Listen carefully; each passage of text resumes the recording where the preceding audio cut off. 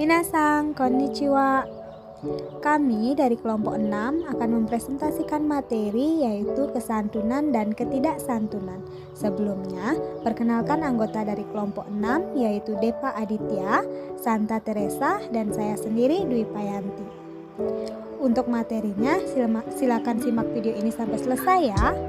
Adapun submateri yang akan kita bahas hari ini yaitu kesantunan, yang kedua ketidaksantunan, yang ketiga ketidaksantunan dalam bahasa Jepang, dan yang terakhir ketidaksantunan pada media Jepang. Kesantunan dapat didefinisikan sebagai sarana untuk meminimalisasi konfrontasi dalam wacana, baik dalam hal kemungkinan terjadi konfrontasi maupun kemungkinan konfrontasi akan dianggap mengancam. Teori kesantunan dapat dikatakan sempurna jika faktor ketidaksantunan juga diperhatikan. Beberapa ahli membedakan kesantunan bahasa dengan teori yang mereka gunakan beranjak dari pengamatan yang sama, yaitu teori Grice. Menurut Lakoff, dalam Purwo 1994, kesantunan dikembangkan oleh masyarakat guna mengurangi friksi atau perbedaan pendapat atau perpecahan dalam interaksi pribadi. Pertama, formalitas berarti jangan terdengar memaksa. Kedua, ketidaktergantungan berarti berbuatlah sedemikian rupa sehingga mitra tutur dapat menentukan pilihan. Yang terakhir, persamaan atau kesekawanan berarti bertindaklah seolah-olah Anda dan mitra tutur menjadi sama. Menurut Brown dan Levinson, yang mana mereka terinspirasi oleh Goldman dalam Sainur Rahman 2011, bahwasanya bersikap santun itu adalah sikap peduli pada wajah atau muka, baik mimik penutur maupun mimik mitra tutur. Wajah dalam hal ini bukan dalam artian rupa fisik, namun wajah dalam artian public image. Atribut pribadi yang dimiliki oleh setiap instan dan bersifat universal dalam teori ini dibagi menjadi dua, yaitu wajah positif dan wajah negatif. Wajah positif berkaitan dengan nilai-nilai keakraban antara penutur dan mitra tutur. Wajah positif terkait dengan nilai solidaritas. Sedangkan wajah negatif berbeda dengan wajah positif, yang mana penutur dan mitra tutur mengharapkan terjadinya nilai-nilai keakraban, ketidaknormalan, kesekocoan. Maka wajah negatif ini di mana penutur dan mitra tutur mengharapkan adanya jarak sosial. Oke, minasang. Jadi submateri yang kedua yaitu ketidaksantunan. Ketidaksantunan itu apa sih?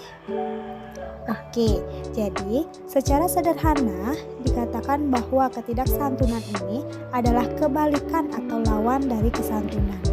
Pada kenyataannya, ketidaksantunan ini berwujud perilaku yang dapat menimbulkan atau menyebabkan konflik sosial atau disharmoni sosial, bukan membentuk harmoni sosial. Kemudian, Culpeper 2008-36 mengemukakan bahwa ketidaksantunan merupakan perilaku komunikasi yang berniat menyerang muka target atau mitra tutur, atau menyebabkan target atau mitra tutur menjadi merasa begitu. Maksud definisi ini adalah bahwa tindakan ketidaksantunan bergantung pada niat pembicara dan pemahaman pendengar dari niat pembicara dan hubungan mereka. Dengan kata lain, suatu tindakan mungkin dapat dikualifikasikan sebagai tindakan tidak santun jika si pendengar telah menganggap bahwa penutur merusak wajah pendengar atau mitra tutur dan menampakkan tindakan mengancam. Sehingga perilaku tidak santun ditopang oleh harapan, keinginan, dan atau keyakinan tentang nilai tertentu. Sering muncul perilaku yang dipandang negatif atau tidak santun. Culpeper 2005 mengajukan 4 hal tentang ketidaksantunan, yaitu yang pertama, ketidaksantunan bukanlah penyerangan muka yang tidak disengaja. Maksudnya, di sini bahwa mereka yang melakukan ketidaksantunan ini tidak dilakukan karena dendam. Yang kedua, ketidaksantunan bukannya tidak disengaja atau tidak didasari, atau bisa dikatakan kesantunan yang gagal. Yang ketiga, ketidaksantunan bukanlah gurauan atau kelakar. Jadi, di sini kita harus bisa membedakan antara ketidaksantunan yang dilakukan secara pura-pura dengan ketidaksantunan yang asli.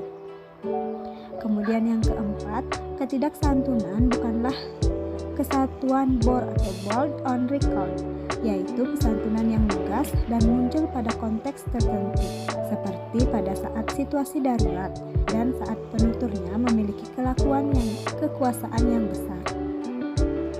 Bentuk-bentuk ketidaksantunan menurut Culpeper 1996, 356. Yang pertama yaitu ketidaksantunan secara langsung.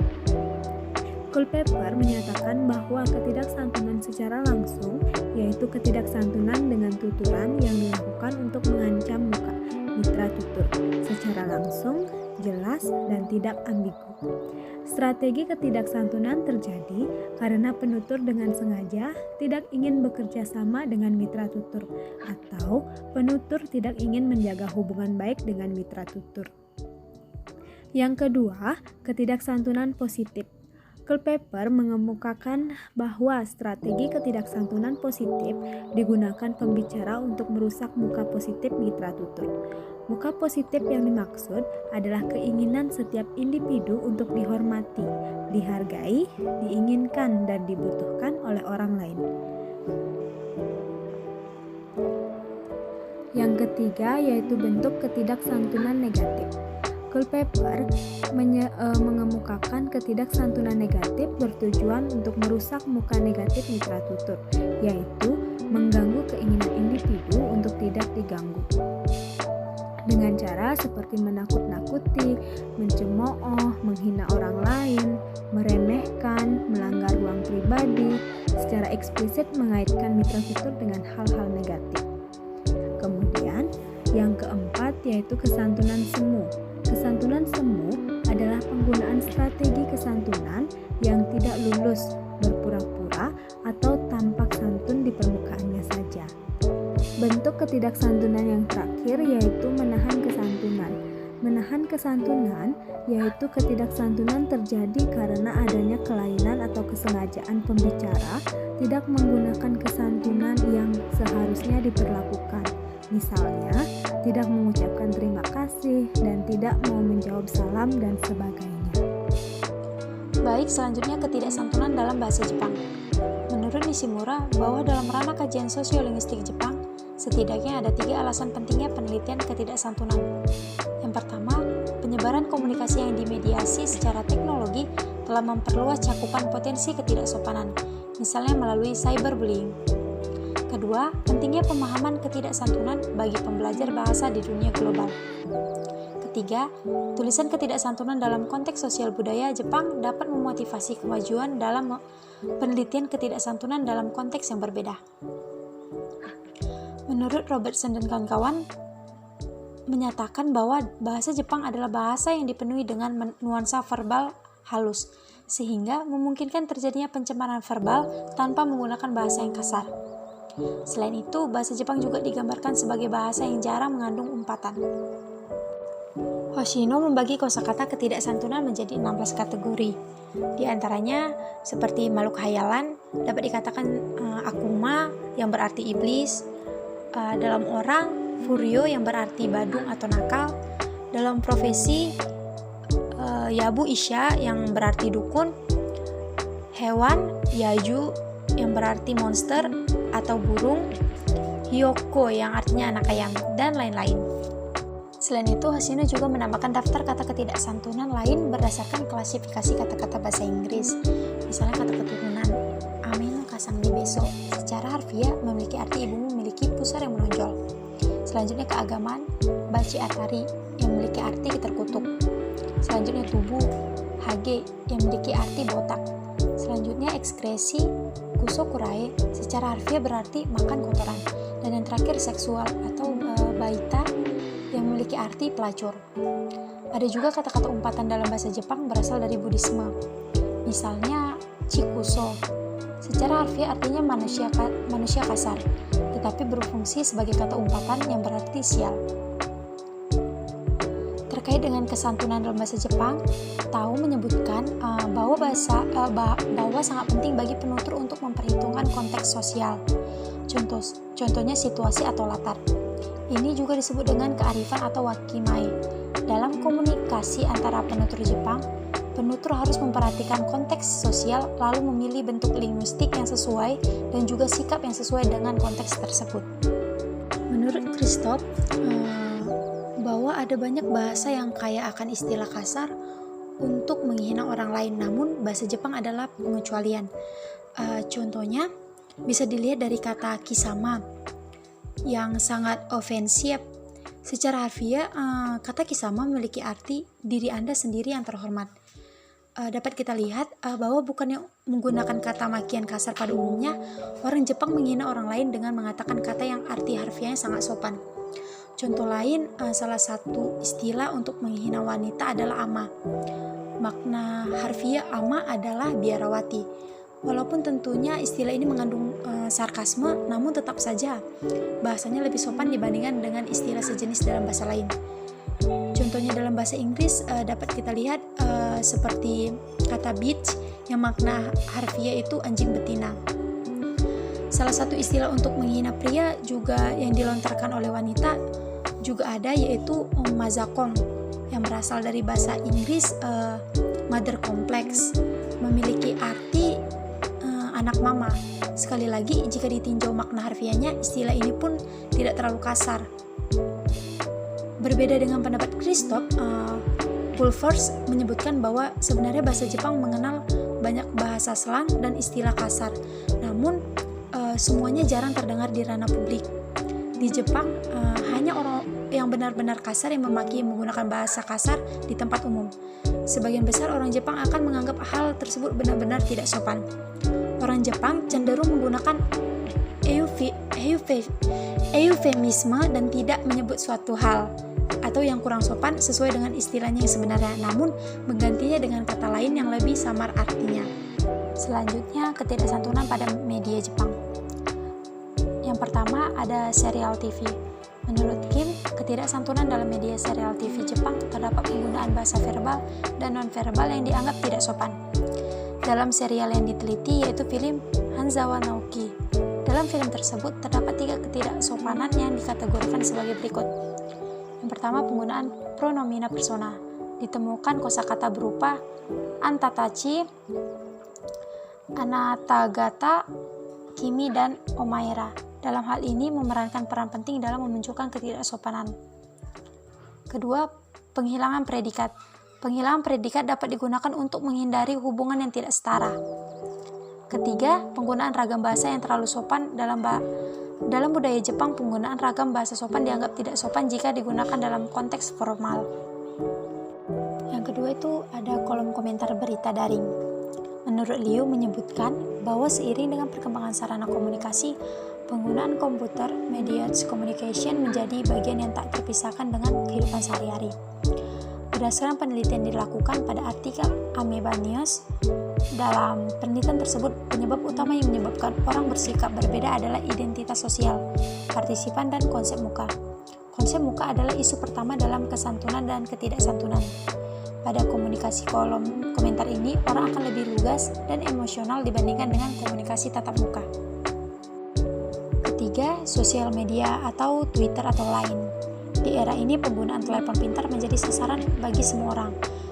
Namun, telepon pintar ini juga menjadi tantangan para orang tua untuk melindungi anak-anaknya dari hal yang terjadi secara daring. Seperti contoh, penggunaan bahasa kasar dan tidak sopan dalam sosial media mereka seperti chat yang dikirimkan dalam aplikasi lain. Ketidaksantunan terjadi dapat menyebabkan cyberbullying dalam dunia maya terhadap anak-anak. Korban cyberbullying dalam dunia maya memiliki dampak lebih parah dibandingkan dengan yang dilakukan secara tradisional. Ketidaksantunan pada media Jepang yang keempat keempat yaitu kolom ulasan pengguna situs berita Yahoo. Pada kolom ulasan ini terdapat dua. Yang pertama yaitu tindak ujar ketidaksantunan. Dalam 3 berita dengan ranah domestik dan internasional di Jepang, ditemukan tindak ujar ketidaksantunan yang dinominasi oleh tindak ujar representatif. Contohnya yaitu Tansani Tai Suruke ga Konpoteki ni Kakete Iru. Pada dasarnya, kurang rasa hormat kepada orang lain. Kalimat di atas dikutip dari komentar pada kolom ulasan yang berjudul peraih medali perunggu Korea atas nama Chang Rim mengungkapkan diskriminasi orang Korea yang tinggal di Jepang. Kalimat pengguna Yahoo News di atas menunjukkan tindak ujar representatif, menyatakan sebab pada kalimat tersebut dinyatakan sesuai dengan apa yang dipercayai penutur mengenai pandangannya terhadap warga Korea Selatan, yaitu pada dasarnya kurang memiliki rasa hormat. Yang kedua, strategi ketidaksantunan. Jenis strategi ketidaksantunan yang cenderung digunakan dapat dilihat pada jenis tindak ujar. Berdasarkan tindak ujar sebelumnya, strategi yang digunakan sebagai berikut. Pada contoh di sini kita menggunakan ujaran Kankoku Jinto wa Soiyu mono ga Reikisi ga Setsume shite iru, yaitu orang Korea memang seperti itu, sejarah membuktikan. Pada ujaran ini yang menyerang wajah positif warga Korea Selatan dengan tidak menghargai dan menyamaratakan bahwa orang Korea Selatan akan bersikap diskriminatif terhadap atlet yang tinggal di Jepang, bagaimanapun ia menang atau tidak. Sehingga tindak ujar ini menggunakan strategi ketidaksopanan positif. Hai minasang, sekian penjelasan materi terkait kesantunan dan ketidaksantunan dari kelompok 6. Mohon maaf jika ada kesalahan kata. Akhir kata kami tutup dengan arigatou gozaimashita.